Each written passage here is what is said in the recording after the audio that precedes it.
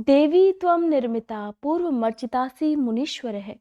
नमोत नमस्ते तुलसी पापम हर हरि प्रिये।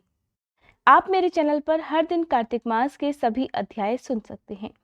इससे पहले की वीडियो में आपने सुना कार्तिक मास का 10वां अध्याय, जिसमें देवर्षि नारद ने महाराज पृथु को भगवान श्री हरि की पूजा का महात्म्य सुनाया था।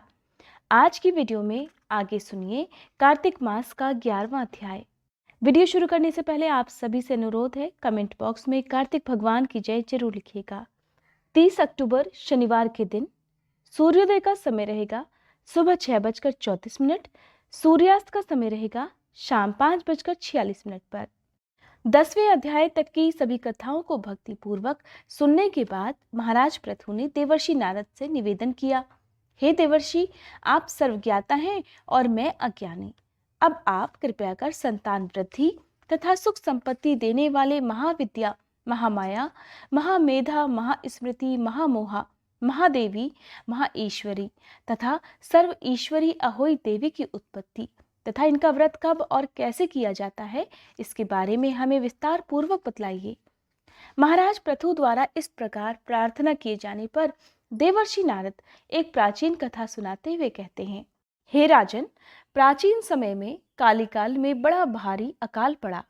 भीषण अकाल और महामारी फैलने से अनेक व्यक्तियों की अकाल मृत्यु हो गई। तब सभी लोग इस विपत्ति से छुटकारा पाने का उपाय सोचने लगे।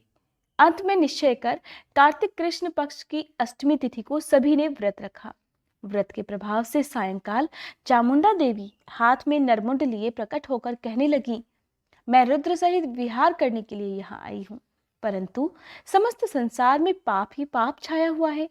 ब्राह्मण वेदहीन, क्षत्रिय सामर्थ्यहीन तथा वैश्य और शूद्र धर्महीन हो गए हैं। स्त्रियों ने पतिव्रत धर्म छोड़ दिया है। इसीलिए सभी लोगों को अहोई का व्रत करना चाहिए। कार्तिक कृष्ण अष्टमी तथा सप्तमी को केवल रोगियों को छोड़कर शेष सभी स्त्री पुरुष सारे दिन भोजन न करके सायंकाल अहोई देवी का पूजन किया करें। अहोई देवी मेरा ही नाम है, अतः सभी व्यक्ति अहोई पूजन को मेरा ही पूजन मानकर भक्ति भाव से किया करें। अहोई अष्टमी का पूजन विधान बताते हुए देवी चामुंडा ने कहा, सभी व्यक्ति अपने घर को गोबर और मिट्टी से लीपकर साफ करें, फिर काला, पीला, हरा तथा लाल इन 4 रंगों से मेरी मूर्ति बनाए और स्वादिष्ट पकवान बनाकर मेरी पूजा करें। जब देवी चामुंडा यह सब कह रही थी, तभी एक स्त्री कहने लगी, हे माता, हम लोगों का कर्तव्य भी बतलाइए। तब देवी ने कहा, तुम लोग भी मेरे भक्त हो, सो सब लोग मेरा पूजन करके तुम्हारी संतानों को पूजेंगे, तभी उनकी पूजा सफल होगी। मेरी पूजा के बाद कुम्हारिन और मालिन की भी पूजा होगी। इतना कहकर देवी अंतर्ध्यान हो गई। सभी व्यक्तियों ने चामुंडा देवी के कथन अनुसार व्रत और पूजन किया तो सभी के संकट दूर हो गए और सारा संसार सुखपूर्वक रहने लगा। अहोई अष्टमी की कथा सुनने के पश्चात राजा पृथु ने देवर्षि नारद से पूछा, हे ऋषिवर, महीनों में कार्तिक और तिथियों में एकादशी को सर्वश्रेष्ठ क्यों माना गया है? कृपया करके यह भी बतलाइए। तब देवर्षि नारद कहते हैं, हे राजन, एक बार यही प्रश्न सत्यभामा जी ने भगवान कृष्ण से पूछा था। भगवान कृष्ण ने जो उत्तर सत्यभामा को दिया वही मैं तुमसे कहता हूँ, ध्यान पूर्वक सुनो। एक समय सत्यभामा जी ने भगवान कृष्ण से पूछा, हे प्राणनाथ, जब सभी मास और तिथियां बराबर हैं, तब कार्तिक मास और एकादशी तिथि क्यों सर्वोत्तम मानी गई है? तब भगवान कृष्ण ने कहा, हे प्रिय, शंख नामक दैत्य समुद्र का पुत्र था और वह दैत्य इतना बलवान था कि उसने इंद्रादि देवताओं को स्वर्ग से निकालकर उनका स्थान स्वयं ले लिया। सब देवता उससे भयभीत होकर अपने बाल बच्चों सहित पर्वत की कंदराओं में चले गए। तब वह दैत्य सोचने लगा, मैंने देवताओं का स्थान तो जीत लिया, लेकिन वे जीते नहीं गए हैं।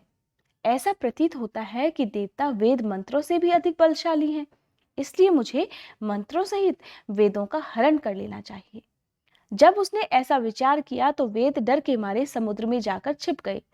ब्रह्मादि सभी देवताओं ने संसार को वेद विहीन देखा तो सभी देवी देवता भगवान विष्णु की शरण में चले गए।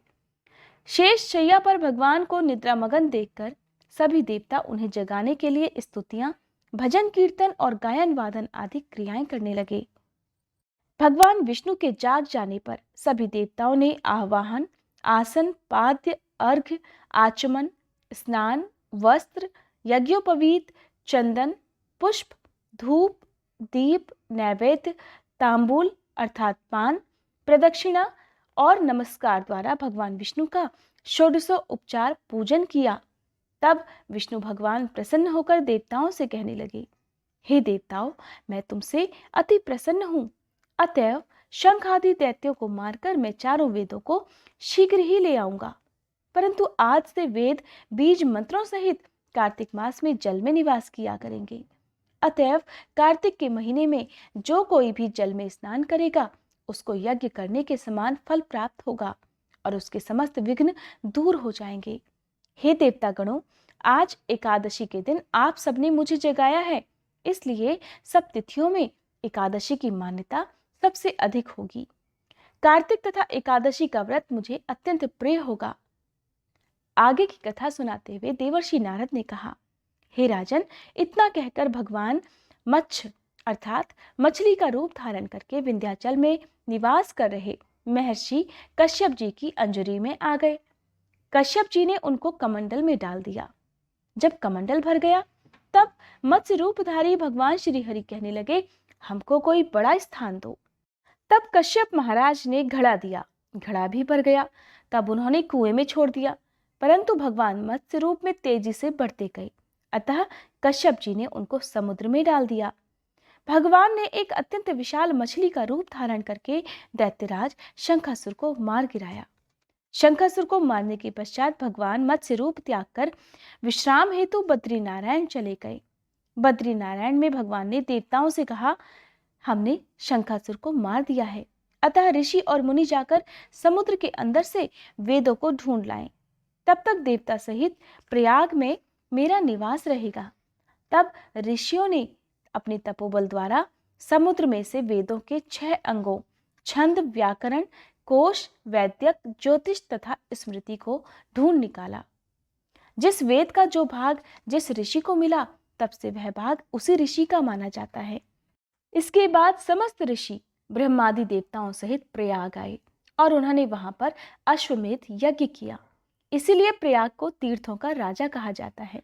प्रयागराज में स्नान, दान तथा यज्ञादि करने वाले भक्तों के जन्म जन्मांतर के पाप समूल नष्ट हो जाते हैं और वे मोक्ष के अधिकारी बन जाते हैं। बोलो कार्तिक भगवान की जय। आगे का अध्याय सुनने के लिए मेरे चैनल को सब्सक्राइब करके बेल आइकन प्रेस करना मत भूलिएगा।